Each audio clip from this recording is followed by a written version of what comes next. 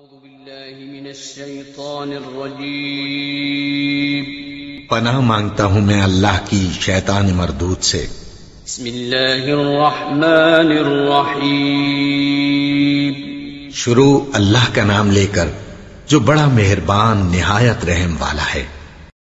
أعوذ بالله من الشيطان الرجيم بسم الله الرحمن الرحيم وما تأتيهم من آية من آيات ربهم إلا كانوا عنها معرضين فقد كذبوا بالحق لما جاءهم فسوف يأتيهم أنباء ما كانوا به يستهزئون ألم يروا كم أهلكنا من قبلهم من قرن مكناهم في الأرض ما لم نمكن لكم وأرسلنا السماء عليهم مدرارا وجعلنا الأنهار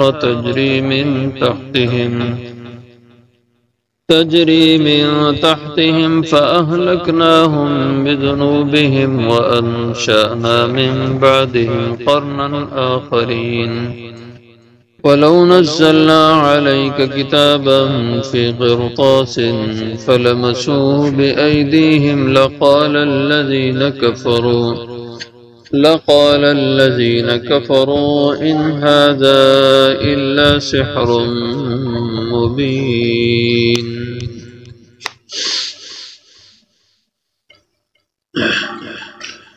وما تأتيهم من آية اور نہیں آتی ان کے پاس کوئی بھی نشانی من آیات ربہم اپنے رب کی نشانیوں میں سے الا كانوا عنها معرضین مگر وہ تھے اس سے منہ پھیرنے والے۔ فقد کذبوا بس تحقیق جھٹلایا انہوں نے بالحق حق کو لما جا جب وہ آ چکا ان کے پاس فسوف یاتیہم پس ان قریب لائیں گے ان کے پاس انباء و خبریں ما کانوا بہ یستہزئون اس کی جس کے ساتھ وہ ٹھٹھا کرتے تھے۔ الم یارو کم اہلکنا کیا وہ لوگ دیکھتے نہیں کم اہلکنا من قبلہم کتنی ہلاک کر دی ہم نے ان سے پہلے من قرن جماعتیں مکناہم فی الارض جنہیں ہم نے طاقت دی تھی زمین میں ما لم نمکن لکم جو ہم نے تمہیں بھی طاقت نہیں دی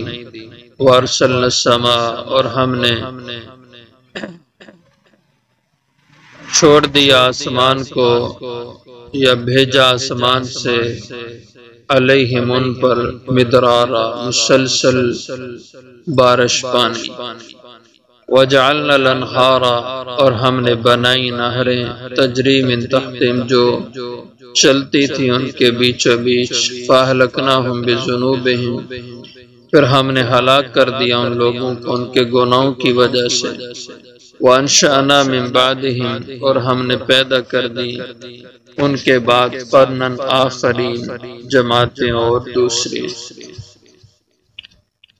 وَلَوْ نَزَّلْنَا عَلَيْكَ كِتَابًا اور اگر ہم اتارتے آپ پر کتاب فی قرطاس کاغذوں میں فَلَمَسُوهُ بِأَيْدِيهِمْ پس البتہ چھوتے اسے اپنے ہاتھوں سے لقال الذین البتہ اس کے باوجود کہتے وہ لوگ کفروا جنہوں نے کفر کیا ان ھذا الا سحر مبین نہیں ہے مگر جادو ہے واضح۔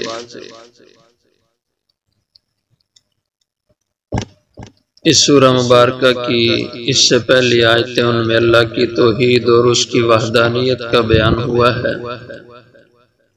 اب آگے جو لوگ رسالت کے منکر ہیں ان کا ذکر ہوتا ہے۔ چونکہ توحید اور رسالت اسلام کے بنیادی عقیدے ہیں اس نسبت سے ان کا بیان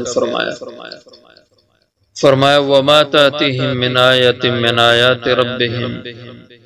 کہ ان لوگوں کے پاس جو بھی اللہ کی طرف سے نشانی آئی، مراد اس نشانی سے آیت سے معجزہ ہے۔ حضور اکرم صلی اللہ علیہ وسلم نے بہت سے معجزات ان کو دکھلائے، اور بعض معجزے ان کے مانگنے سے، ان کے مطالبے سے ظاہر ہوئے، اور انہوں نے یہ وعدہ بھی کیا کہ یہ معجزہ ظاہر ہو تو ہم ایمان لائیں گے، لیکن اس کے باوجود ایمان نہیں لاتے تھے۔ جیسے انہوں نے حضور سے کہا، ایک رات چاند رات تھی، مکہ میں لوگ بیٹھے تھے، چند ایک کافروں کو یہ شرارت سوجی، انہوں نے کہا کہ چلو آؤ محمد صلی اللہ علیہ وسلم کو ستاتے ہیں۔ جا کے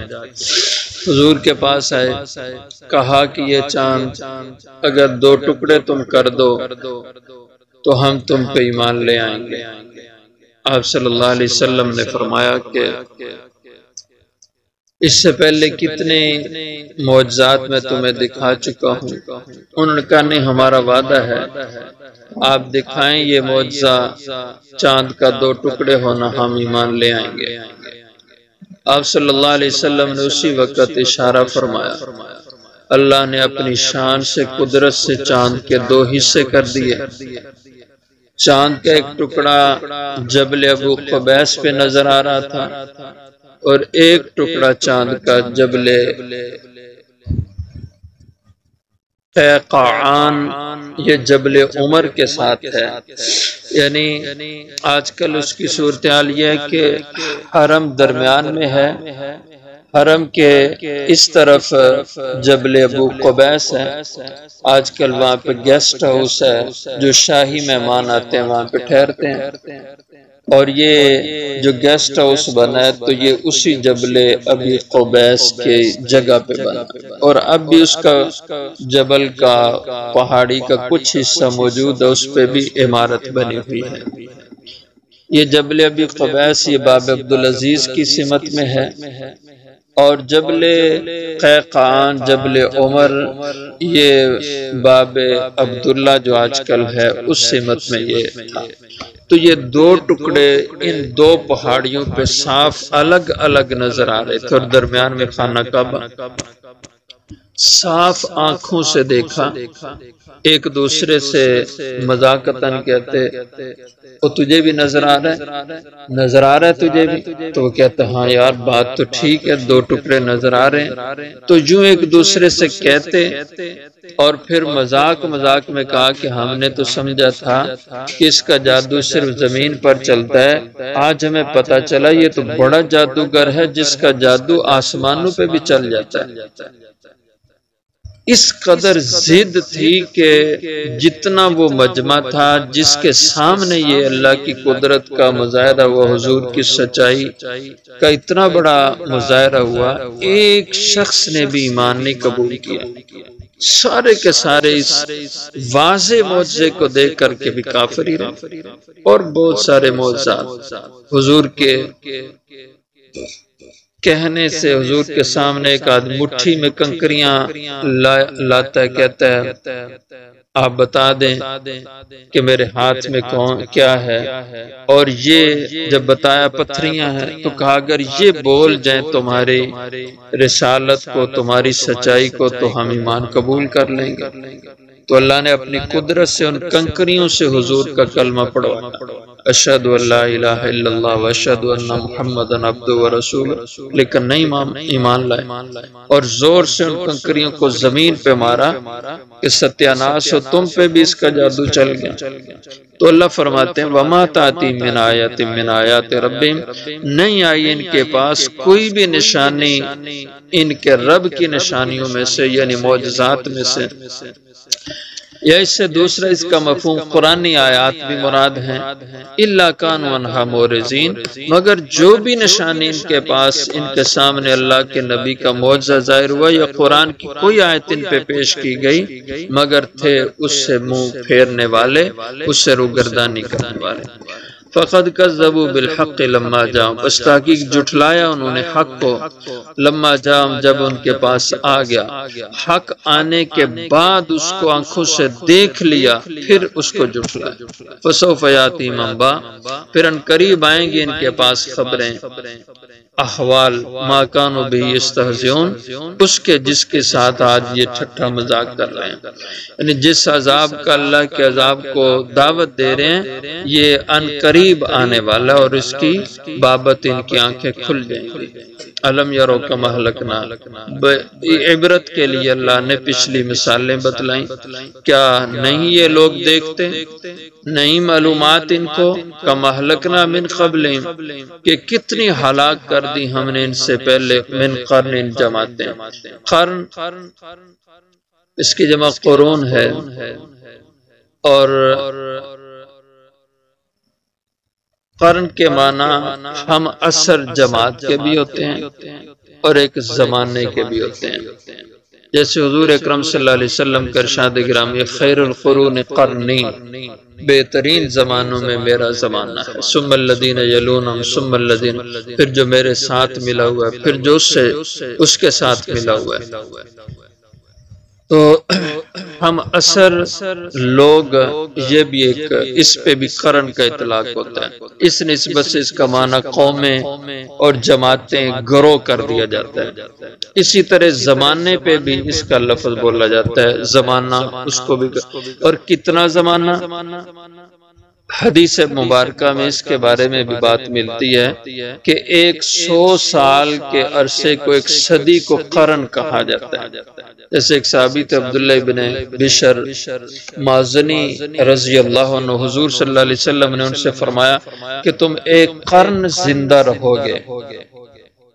تو جب ان کی وفات ہوئی تو انہوں نے فرمایا کہ میری زندگی پوری 100 سال ہوئی ہے۔ تو 100 سال پہ جا کے اس صحابی کی وفات ہوئی، اور حضور نے ان سے فرمایا کہ تم ایک قرن زندہ رہو گے۔